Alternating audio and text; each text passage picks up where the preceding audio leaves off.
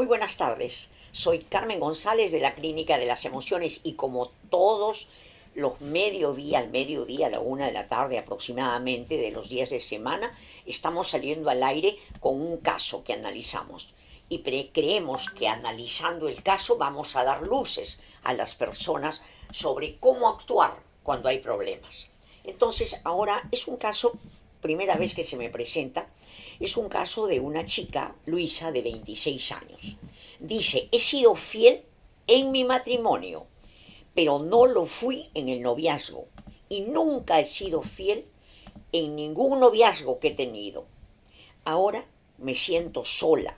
Tengo un bebé y lamento decirlo, pero quisiera tener a otro hombre en mi vida, además del esposo. No seré infiel, no sé por qué, pero tengo una gran necesidad de serlo. Mi padre siempre nos educó con la Biblia. Decía que desear a otra persona era pecado y tenía celos enfermizos con mi mamá y hasta conmigo. Cuando falleció, descubrí que él era el hombre más infiel del mundo y desde entonces decidí nunca más serlo. Me siento mal por ser así. Incluso mi marido perdió amistad con su mejor amigo porque me traicionó mi corazón y coqueteé con él sin siquiera quererlo. Desde que tengo memoria, ser infiel no era un problema moral para mí, pero ahora que estoy casada sí lo es. Es como si no lo pudiera controlar. Ayuda, sé que está mal, pero aunque lo sepa, mis sentimientos me dominan. Bueno, acá hay varias cosas para ver. Primero, Marcela, es Luisa, es entendible que tú desees ser infiel como copia del padre. Nosotros, y esto bien importante, es que sepamos que no solo nos identificamos, copiamos de las cosas conscientes, lo que vemos, sino copiamos lo inconsciente, lo oculto. ¿Por qué? Porque lo oculto está presente. ¿Cómo así? Por ejemplo, el padre de ella, que hablaba de la fidelidad, que había que ser fiel, sin embargo, ha tenido que dar señales de que estaba de acuerdo con la infidelidad. ¿Cómo? Por ejemplo, él verbalizaba que era importante ser fiel. Sin embargo, ¿cuántas veces habrá visto novelas, situaciones que se dan en la televisión o en la vida en relación a infieles y no criticaba? Porque una parte de él sabía que era infiel. Entonces, inconscientemente se quedaba callado. Esto es importante para darnos cuenta cómo los hijos copian lo inconsciente, copian lo que está escondido, lo que creemos que ocultamos. Entonces, en el caso tuyo, Luisa, tú has copiado del padre, hay una parte que quizás te daba cólera que tanto hablar de fidelidad y entonces tú lo has contradicho.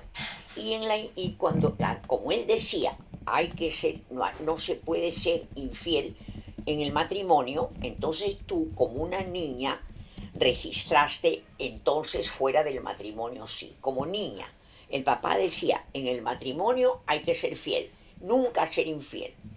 Y tú lo copiaste al revés. Dije, no, lo copiaste, le obedeciste. En el matrimonio no, pero fuera del matrimonio sí. Y le has hecho caso a tu padre como una bebé, porque en el matrimonio no eras realmente fiel.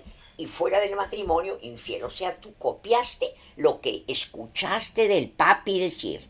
El papi no dijo a los novios, hay que ser fieles a los novios. No dijo, como se cayó, tú has sido infiel con todos tus novios. O sea, como una niñita, como una monita que repite lo del padre.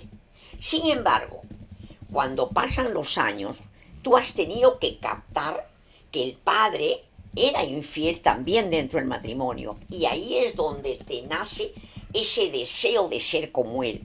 Ese deseo no es tuyo, no es legítimo, no es genuino, sino que cuando uno quiere al padre, uno lo copia al padre.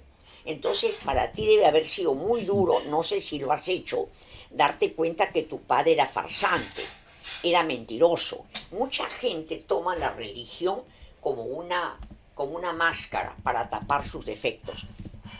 Es como si sintieran que necesitan hacer cosas inmorales, amorales, incorrectas, y entonces se agarran de la religión, no porque la religión sea mala, sino porque se agarran con mucha desesperación y a cada rato citan a la iglesia, a la religión, para poder ellos mismos conducirse o creer que están bien.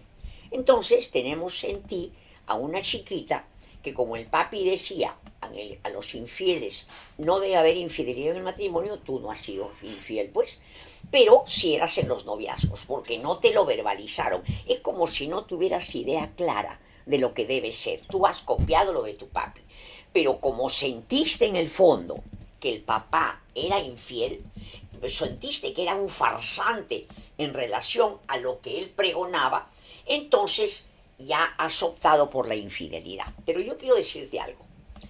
Acá en este caso no es que tú no has decidido ser infiel, simplemente has copiado del padre. Esto es una identificación. Y hay una edad, una situación, una circunstancia donde yo veo a mi padre realmente como es. Entonces ya no es el padre que yo alucinaba, sino un padre donde puedo ver sus defectos y sus virtudes. Entonces hay que ver a tu papá. Tu papá habrá sido infiel por qué razones. No es que sea malo o bueno. Farsante sí, mentirosito. Pero no es que ha sido simplemente un desgraciado o un maldito, no. Cuando una persona es infiel es porque quiere reasegurarse que es atractivo para el sexo opuesto. Muchísimos casos, la mayoría de casos, se trata de personas, hombres o mujeres, que no han sido bien recibidos, no han sido acogidos por el padre o madre del sexo opuesto. A veces el padre ignoró a la niña, a veces la madre ignoraba al niño. Entonces, o porque había otros hermanos, entonces, o porque se fue de la casa, o porque los trataba mal, porque era renegón. Entonces, el niño o niña que no ha recibido un amor, un afecto lindo, preferente del padre del sexo opuesto, se queda como con la inseguridad de que no es atractivo para el sexo opuesto, porque el padre o madre no lo fueron con él. Y entonces, como sin procesar eso, es como mi papá no me hacía cariño, mi mamá no me hacía cariño, entonces yo soy infiel, para reasegurarme. No me quedo con él, no acepto que para mi papá no era yo la reina. Entonces me voy a buscar una persona que me lo diga. Por eso es que los infieles son infieles con muchas personas, porque como tienen allí el dolor del padre o madre por el cual no se sintieron privilegiados, aceptados, es como que les hubieran puesto una nota baja. Entonces van a donde gente del sexo opuesto para enamorarlos, para ver si por fin los aprueban. Pero por supuesto que los aprueban, porque hay mucha gente que quiere tener flirts o romances. Pero con eso no se acaba, sino que siguen con la cruz que les ha puesto el padre o madre por no haberlos tratado como ellos querían. ¿Qué hacer? Aceptar la realidad.